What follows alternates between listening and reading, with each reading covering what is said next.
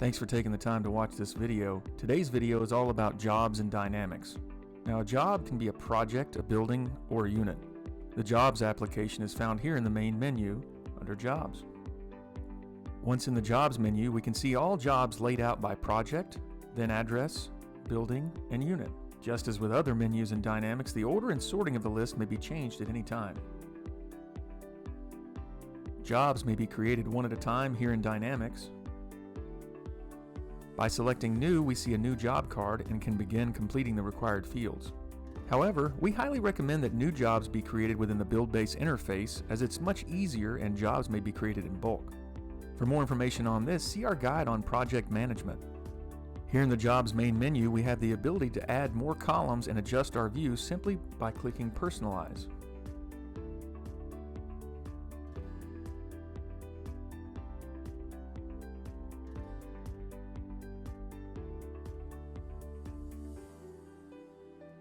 Personalization allows us to add or remove columns in order to see the desired information. For more on this, see our guide called Navigating Dynamics. Now let's get started by viewing a particular unit for address 1002 Cedar Oaks. We're now in the job card for 1002 Cedar Oaks. It's here we can see all the information available for this job, such as description, job category code, and more. Now in previous guides, we've reviewed items and how they are used to create takeoffs. It's in the job card that we can apply these takeoffs to a specific job to build a home. Now remember, your view of the application may differ from what you see here because the personalization feature is available to hide fields that aren't needed. Now let's talk about adding a base plan template to a job. Now in this example, our job has been added, and you'll see that some fields are read-only and some may still be modified. Use good judgment before altering any fields. Now here I've switched to 1010 Cedar Oaks because there's not currently a base plan on this job. Now for this example, we've completed building takeoffs for our plan, and now we want to apply a base plan to the job so we can issue purchase orders and begin construction. Now we can first check to see if a template's been assigned. Now you may hear me refer to the template as a base plan, and I'm just doing that to kind of get your mindset that that's really what we're talking about here is your base plan. Now if a base plan template's been assigned, it's going to appear down here. Once a base plan template's been assigned, it may be replaced with a different base plan template, but it cannot be taken back to this state like we see here where the template name and number are blank. Also important to remember is once a base plan is assigned, you can change it to another one, but if you've already exploded the template onto the job, you'll need to delete those manually. Now in this example, we can also see that the task section is blank and there are no job task numbers. To assign the desired base plan template, select Process, then Assign Template. We then see a list of all available base plan templates, and then select the desired template to assign.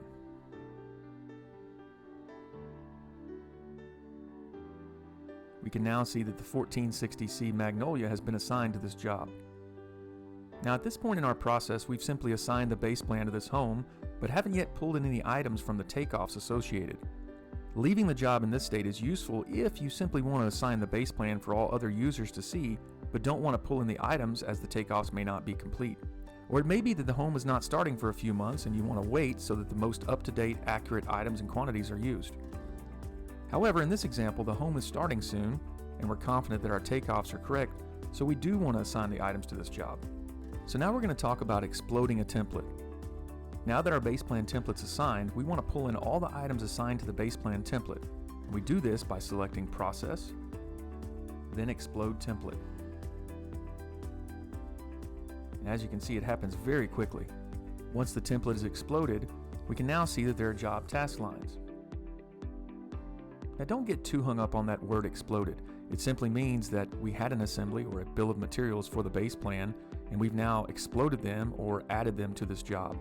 Now the job tasks let us know that the items from the base plan template have now been added to this job. Now before exploding a template on a job, there are some things that must be completed or the template will not explode.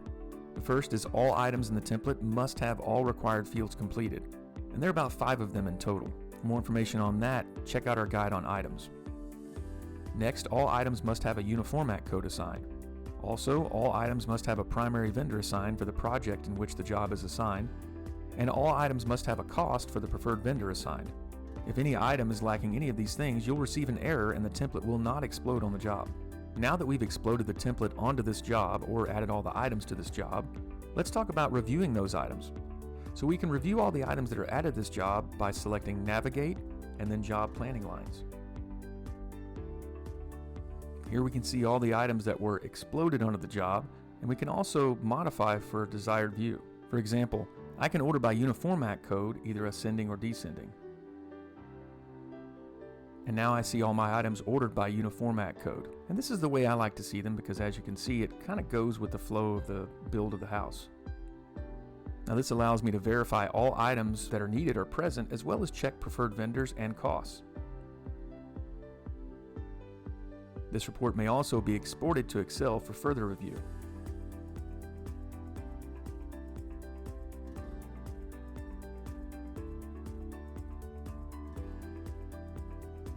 Once my review is complete, I can proceed with purchase order generation, but what if additional items are needed or item quantities need to be adjusted?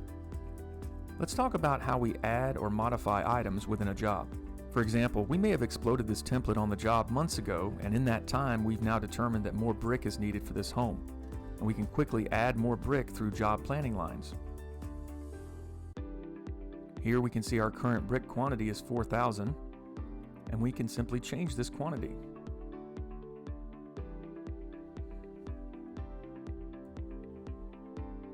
Items may also be deleted. Now it's important to remember that now that the template's been loaded onto this job and all the items exploded, any changes we make are only going to affect this job. But what if you're in a job which purchase orders have already been created? How would we manage a change? For that, we're going to switch to another house that already has purchase orders issued. Now here we can see that we're in a job where purchase orders have already been issued. And if I try to delete an item, I'm going to get this message.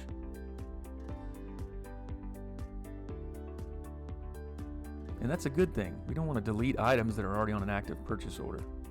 Now additionally, if I want to change the quantity of an item, you'll see the system won't let me. It's a read-only field at this point because the item is already on a purchase order. Now the system prevents this for good reason. We want to be sure that we track any changes made after purchase orders have been created.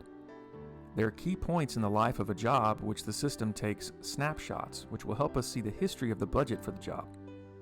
For example, the first snapshot is taken when we explode a template onto the job. A second snapshot is taken when we create purchase orders on the job. After that, change logs are then used to make additional changes to the items on the job. Now let's make a change using a change log. We start by selecting Process, then Start Change Log.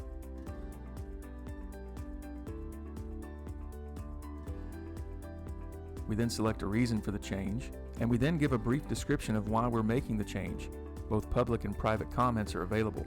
Public will appear on the vendor purchase order to inform them why the PO is changing, and private comments will appear internally.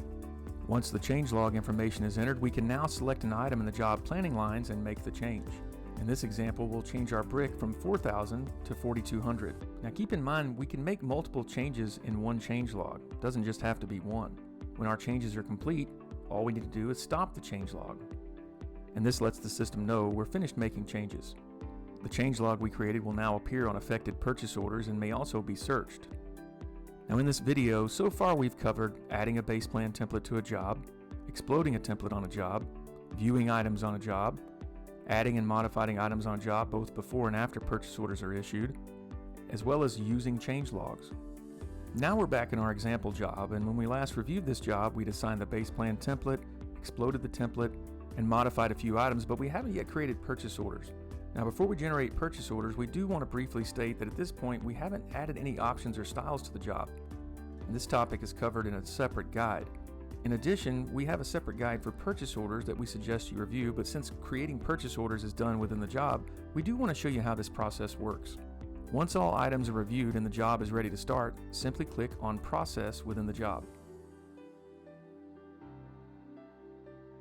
Now here we see two applications regarding purchase orders. Perform initial purchase orders, and this creates POs for the first time. We also see force purchase orders. Now this allows us to create new purchase orders after original PO generation. For example, we use perform initial POs and create all POs for the job, and then later we introduce items with uniformat codes that did not previously exist on the job. We can now issue those POs by using force purchase orders. So in our example today, we're going to choose perform initial purchase orders. We then receive this message.